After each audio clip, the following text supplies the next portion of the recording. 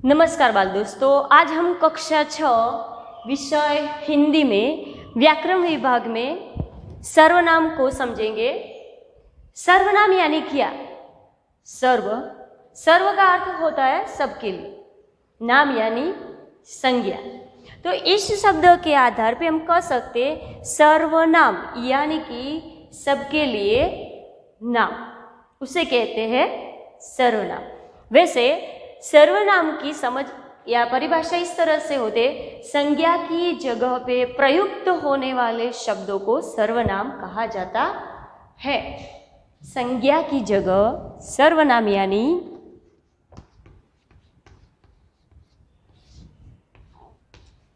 संज्ञा की जगह प्रयुक्त होने वाले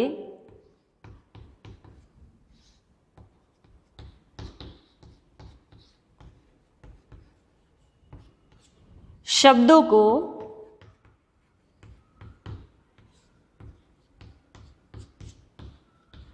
सर्वनाम कहा जाता है।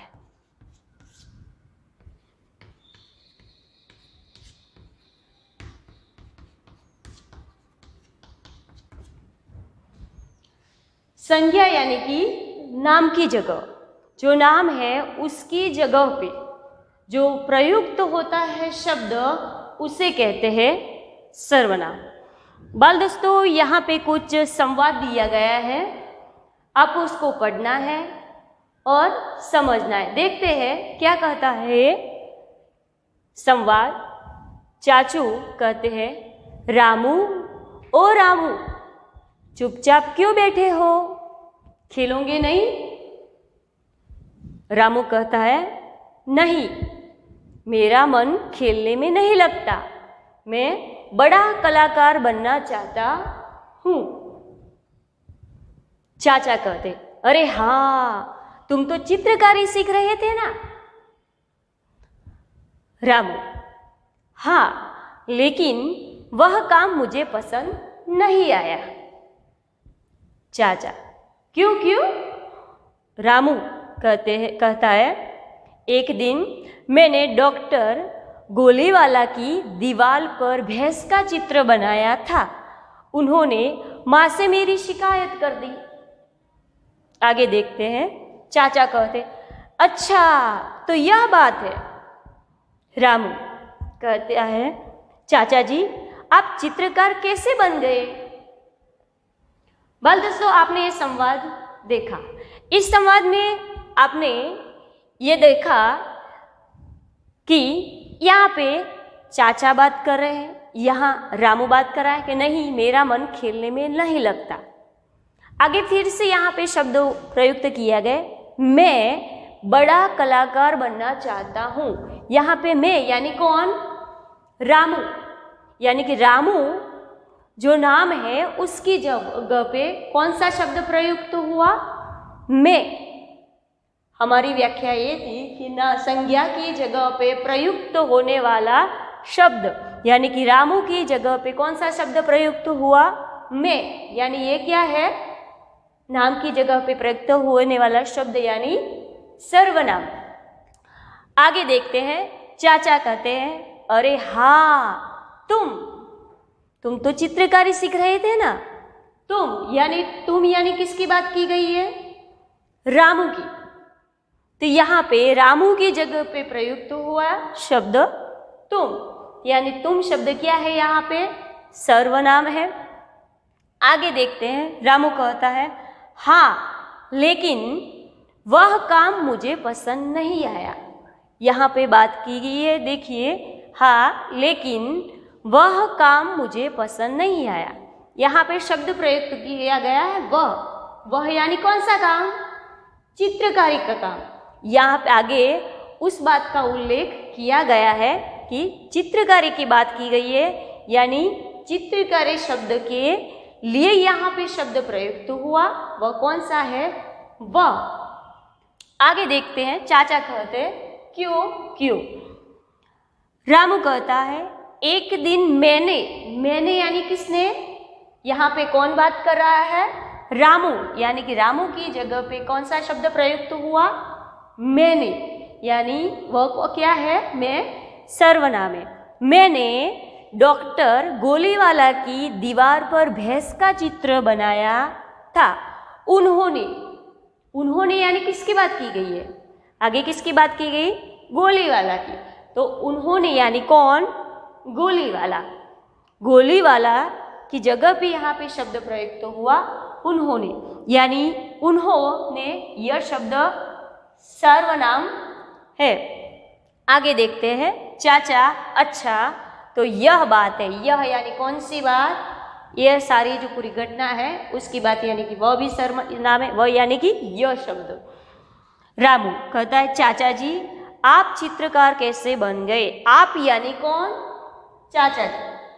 बाल दोस्तों, इस संवाद को आपने देखा कि यहाँ पे चाचा, रामू, गोलीवाला, चित्रकारी, ये सारे जो नाम है उनकी जगह पे अन्य शब्द प्रयुक्त हुए, जो क्या है? सर्वनाम। सर्वनाम मात्र नाम की जगह पे प्रयुक्त होते, इतना ही नहीं, लेकिन सर्वनाम भाषा में निखार लाते हैं, संवाद में रोचकता और सुंदरता बनाई रहती है। देखते हैं कैसे। बाल दोस्तों, अगर आप सोचिए कि जिस जगह पे सर्वनाम का प्रयुक्त किया गया है उस जगह के सर्वनाम का प्रयुक्त न हो और उसकी जगह पे उसी नाम का प्रयोग हो तो कैसा लगेगा? देखिए, चाचा कहते रामू और रामू चुपचाप क्यों बैठे हो, खेलोगे नहीं? आगे हम अब क्या करेंगे? सर्वनाम की जगह वही नाम का यानी कि जो संज्ञा है उसी का प्रयुक्त करें। रामू नहीं, रामू का मन खेलने में नहीं लगता। रामू मैं की जगह क्या लेंगे? रामू। रामू बड़ा कलाकार बनना चाहता हूँ, ऐसा कैसा लगेगा? वाक्य में रोचकता नहीं रहती, सुंदरता नहीं रही। आगे भी देखिए, चाचा कहते अरे हाँ, तुम की जगह को किसकी बात की गई? रामू की। तो हम ऐसा कह सकेंगे अरे हाँ, रामू तो चित्रकारी सीख रहे थे ना। अगर व्यक्ति सामने है और उसका नाम लिया जाए तो अच्छा नहीं लगता। आगे देखिए, रामू हाँ लेकिन वह की जगह संज्ञा कौन सी है? चित्रकारी। चित्रकारी का काम मुझे यानी रामू को पसंद नहीं आया। कैसा लगता है बाल दोस्तों? हम अपने आप की बात कर रहे हो और अपना नाम ले रहे हो तो अच्छा नहीं लगता, संवाद में रोचकता भी नहीं रहती और यह संवाद जो जिसमें संज्ञा सर्वनाम का प्रयुक्त न हो, और ऐसे ही जो अगर संज्ञा का प्रयुक्त नाम का प्रयुक्त करके हम बातचीत कर रहे हो तो उसमें बहुत ही दिक्कत होती है, संवाद में रोचकता और सुंदरता भी नहीं रहती। यानी कि भाषा में सर्वनाम का भी विशेष महत्व है।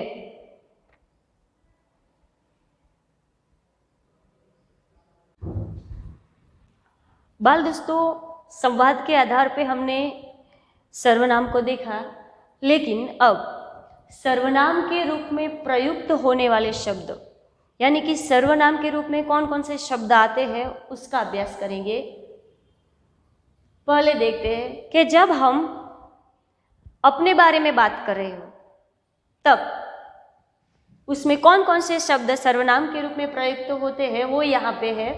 पहला शब्द मैं अपने आप बारे में बात कर रही होती हूँ तब ये सारे शब्द प्रयुक्त हो। मैं कई सारे हो तो हम, किसी चीज़ की बात हो तो मेरा, हमारा, मुझे, हमें, मुझमें, मेरे लिए, हमसे, ये सारे जो सर्वनाम है उसका उपयोग होता है।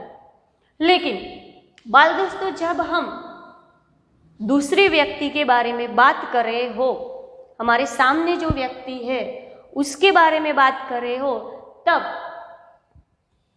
तब सर्वनाम प्रयुक्त होता है। तू, तुम, तुम्हारा, हमसे बड़ा हो उसके लिए आप, आपका, आपसे, तुझे, तुम्हें, ये सारे सर्वनाम प्रयुक्त होते हैं। लेकिन बाल दोस्तों, जब हम किसी दूसरे से बात कर रहे हो और किसी तीसरे व्यक्ति की बात होती हो यानी कि दो लोग बात कर रहे हो किसी तीसरे व्यक्ति के बारे में, तब ये सर्वनाम का प्रयुक्त होता है। वह, वे, उसे, उनका, उन्हें, उनसे, उनकी, उनके, ये सारे सर्वनाम प्रयुक्त होते हैं। जब किसी चीज या किसी व्यक्ति हमारे पास ही है और उसको निर्देश करके हम बात कर रहे हो, तब यह, ये, इसे, इसको, इन्हें, इनका, इनसे, इनके लिए, ये सारे सर्वनाम प्रयुक्त होते हैं। लेकिन बाल दोस्तों, कई बार प्रश्नसूचक शब्द प्रश्नार्थ वाक्य में भी सर्वनाम होते हैं जो हमें किसी संज्ञा का निर्देश कराते हैं। जो प्रश्न होते हैं वह किसी नाम का निर्देश करने के लिए हमें मजबूर करते हैं। तो वैसे शब्द कौन से? तो कौन, किसने, कुछ, कोई, किसी, कब, कैसे, क्या। तो ये जो सर्वनाम है वह प्रश्न पूछ कर भी संज्ञा को ज्ञान कराते हैं, इसलिए ये भी सर्वनाम है। कुछ ऐसे भी शब्द है जैसा, वैसा, आगे दृष्टांत दिया गया होता है और उसके बाद उसी बात को दोहराने के लिए ये शब्द प्रयुक्त होते हैं सर्वनाम के रूप में। जैसा, वैसा, आपने सुना होगा, जैसा करोगे वैसा पाओगे, जैसी करनी वैसी भरनी, यानी कि यहाँ पे जैसा, वैसा, ये भी सर्वनाम है। स्वयं, अपने आप की बात की हो, स्वयं, आप, अपने आप की, खुद, वह भी अपने बारे में, और स्वतः, अपने मन में, अपने आपके बारे में अगर बात कर रहे हो और उसका संवाद हो तो उसके लिए सर्वनाम प्रयुक्त होते हैं। बाल दोस्तों, आपने सर्वनाम के बारे में समझा तो उसके आधार पे यहाँ पे आपको कुछ जवाब देने होंगे कि इसमें, इस दृष्टांतों में सर्वनाम कौन सा है। पहला वाक्य है, आप कहाँ जा रहे हैं? आप कहाँ जा रहे? तो इस वाक्य में सर्वनाम कौन सा है? तो देखिए यहाँ पे किसकी बात कर रही है? आपकी, अन्य व्यक्ति की, किसी बड़े व्यक्ति की, या अपने सामने जो है उसकी, यानी कि यहाँ पे सर्वनाम कौन सा है? आप। चलो दूसरा दृष्टांत देखते हैं। चलो हम स्कूल चले। चलो हम स्कूल चले, तो संज्ञा की जगह पे कौन सा शब्द प्रयुक्त हुआ है?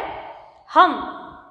एक से ज्यादा व्यक्तियों के लिए शब्द प्रयुक्त किया और अपने आप भी इसमें आ जाते, इसलिए हम शब्द, यानी हम है वह सर्वनाम है। आगे, मैं तो बहुत प्रतिभाशाली हूँ। यहाँ पे संज्ञा कौन सी है? मैं, यानी कि जो यह संवाद बोलता है उसी की बात है, वह सर्वनाम कौन सा है? मैं। आगे, दाल में कुछ पड़ा हुआ है।